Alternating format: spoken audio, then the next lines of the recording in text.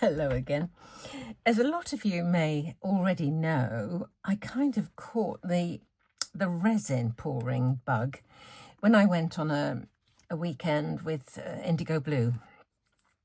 So I've made 4 printers trays now. I'm just absolutely hooked on it. But I found this really old little bulletin board, little notice board in the cupboard. And I thought perhaps I could make a something of this. So I looked through the casts that I'd already made, and I found frames and butterflies and a few other little bits and bobs. So I thought I'll try and do something with this. So bit by bit, I'm hoping to transform this into a work of art. Oh my Lord. So the first thing to do is to cover this completely with black gesso, and I'm going to black gesso all of these as well. I have a slight problem with the dimensions of this. It's deeper than 12 inches, so a 12 by 12 paper wouldn't go from top to bottom. So what I'm thinking is, if perhaps I used 2 similar ones, even if not the same, but just divided it into perhaps quarters and just had 4 pieces filling in that space, and then I would decorate the edge or whatever. That's kind of what I'm thinking. And then these will be placed kind of like this. I need another little tiny butterfly for there and one for in here. This one, this is a bit of a funny one. It's the only frame that isn't either oval or circular, and it hasn't got a butterfly in it. It's got a fly. So I thought that was a quirky little something that would, be worthwhile popping in. So these are just space fillers, really, and this is a gap filler too, but it's rather splendid, isn't it? I don't remember. This might be a redesign, is it, or something? I don't remember the name of all of the molds. This one I don't know what that is, because I did that one when I was at the IndigoBlu weekend, and those 2, I think. So I must have borrowed those, and I don't know, what they came from, really. So what I'm going to do is do my gessoing, and I'm not going to bother you with all that.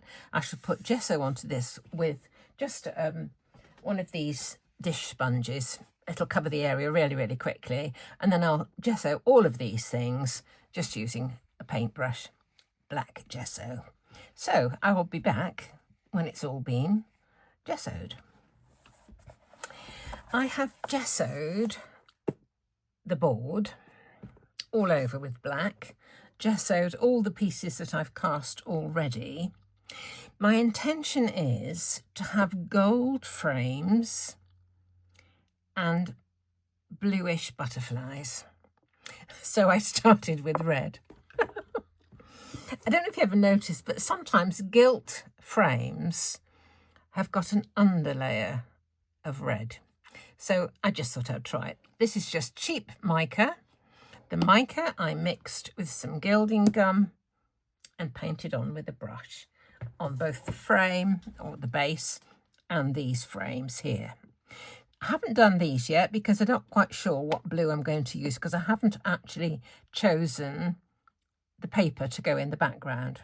But I thought I'd just show you now the next stage. I'm going to choose a shade of gold. I'm going to do all the pieces I've done already again, but with gold this time. So here's my box of cheap micas, and I've got a few golds here. So I've got this one. There's one. That's a kind of a bronzy colour. I think that might be a bit too red. And that one, what's this? That's kind of brown.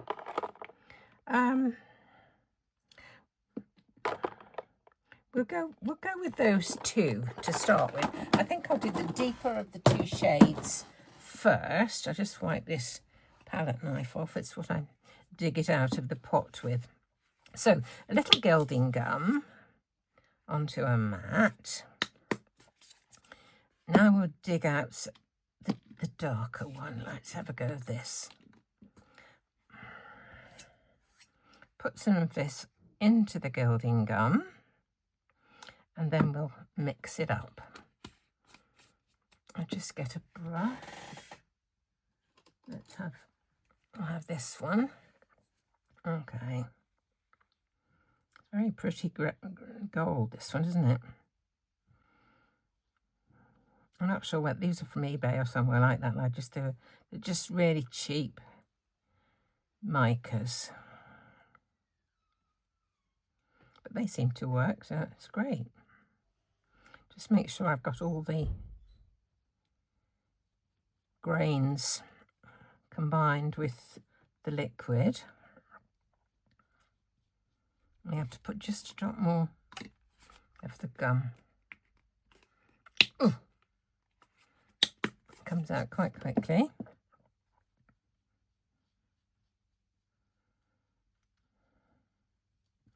Right, let's start with some of these.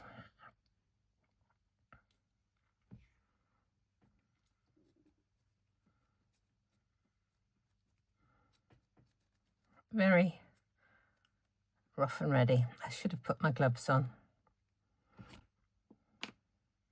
Put a bit inside. I will put a glove on. I may decide to put a deeper shade of gold as well. I'm not sure. I thought I had a deeper shade in this particular box, but can't find it. But I'll take a look presently. So this one, I'm not doing so, you know, completely. I'm quite happy if some of the red is left showing. I'm going to be doing various colours over it. It's quite a perfunctory sort of way of painting, really. Just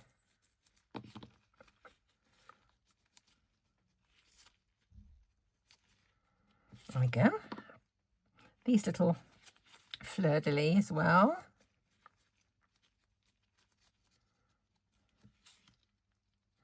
I don't want any white to be left from the original casting, but a bit of black or a bit of the red is fine. So I'm just going to carry on and do all the remaining frames with this deepish gold, and then I'm going to continue with a lighter shade probably as well. So it's just hitting different pieces each time, says she. Some of the more intricate ones, you know, really start to shine when you get various colours on, because you get the different pieces of it, you know, popping through. These kind of things that have got lots of detail should come out really nicely. So we will see. I don't spend a lot of time doing this.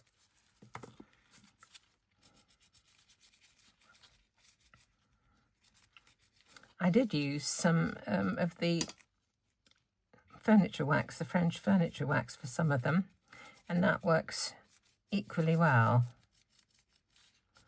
But not everybody can get French furniture wax. I can't get it myself in this country. So we're nearly through the frames. And then there'll be more layers to go, but I've got to do the actual board itself, the bulletin board as well. This is a pretty one because this one's got lots of detail, layers. It's beautiful. Love this one. Isn't that lovely? Wow. I just need a little bit more for this last piece. The deep one, wasn't it?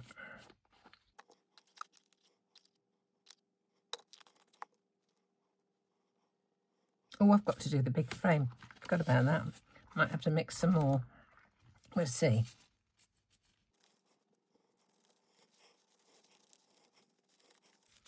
The more layers you do, the less you have to, you know, bother about filling in all the gaps. The first layer with the gesso is the most important to cover it completely. But as you go on, it's easier just to leave, you know, a bit of the red showing.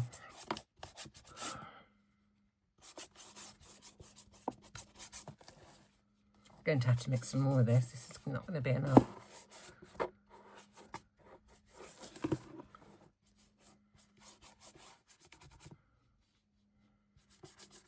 Okay, I'll mix some more, and I'm just going to go and leave it with this sort of effect, with this stripy bits of, you know, stripy bits of red still showing through. So I will be back when that's done. I'm afraid I have done it again. I must have pressed the button on my camera twice. I got a minuscule part of a second of recording and then stopped. So you didn't see, I'm afraid, the process between the last bit of video and the pretty well finished article. What I did was I got, in fact, 2 pieces of designer paper and cut them into pieces which were a quarter of the depth of the insert for this frame. Just put them together, and then I got a little bit of, I think it was a bit of black soot and a blending brush, and just sort of went over the joins. The trouble is this frame is not absolutely square, so I had to do a little bit of jiggery pokery with that. So that was my background. The frames, I went on and did a second bit of painting with the lighter of the 2 micas. And then I went about the same process using these 3 shades for the butterflies and the fly. Started with the dark grey, then this blue, and then the light blue. Each time just doing, you know, a gentle touch. By the time I'd done them, I sort of placed them in the frames, and the contrast between the blue and the gold was just too much. So out came the gilding wax, and I just highlighted some of the tops of the butterflies just to link the blue in with the gold. The frame, once I'd done it with my 2 shades of gold on top of the red, looked absolutely in your face. It was just too much. So then I got out my little crackle stamp. This one, this is from IndigoBlu. I think it's one of Mike Deakin's, actually, his designs. And with some VersaFine Clair, I just went over the frame just to tone it down with a bit of crackle. Now, the black of that links in with the deeper colours in the backgrounds of these, I feel. So, looking at it again, I suddenly thought, well, I think I could do just a little bit more to lift some of the tips of some of these things. So again, gilding wax applied with one of my little eyeshadow things here. Just a touch over the very, very tips. This, I can see this bit at the bottom, I just didn't like it when it was done. Can you see that? Yes, you can. I didn't like it because the gold in the background just really glared at me. And I thought, what can I do about this? So with a little brush, I just took some of the mix of the blue and put it into the background. It seemed a bit much. I toned it down a bit. And in fact, it just makes those bits go into a bit of a recess, if you know what I mean.